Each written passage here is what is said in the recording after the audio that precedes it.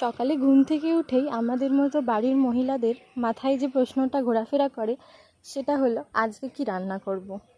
সত্যি বলতে এই প্রশ্নটার কোনো ছুটি নেই, রবিবার হোক বা সোমবার, প্রতিদিনই নতুন করে ভাবতে হয়।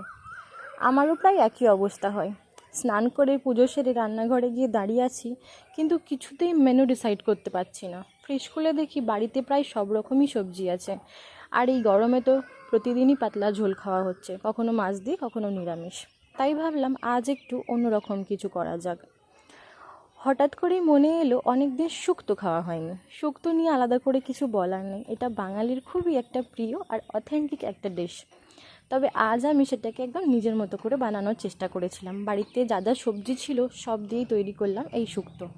শুক্তো বানানোর আরেকটা কারণ ছিল, সেটা হচ্ছে আমার হাজব্যান্ড শুক্তো খেতে ভীষণ ভালোবাসে, তাই আজকে ওর কথা ভেবেই বানিয়ে ফেললাম এই পদটা। আর সত্যি বলতে শুক্তো এমন একটা খাবার যেটা বাঙালিদের কাছে শুধু রান্না নয়, এটা আবেগও বটে। তেতো মিষ্টি স্বাদের এই মিলমিশটা কেই না বা পছন্দ করে। গরম ভাতের সঙ্গে এক বাটি শুক্তো হলে দুপুরের খাওয়াটা যেন একেবারেই সম্পূর্ণ হয়ে যায়। তাই প্রতিদিনের সেই চিরচেনা আজকে কি রান্না করব ভাবনা থেকে আজকের মেনুতে জায়গা করে নিল শুক্তো। আজকের দুপুরের খাওয়াটাও হয়ে উঠলো আর একটু স্পেশাল।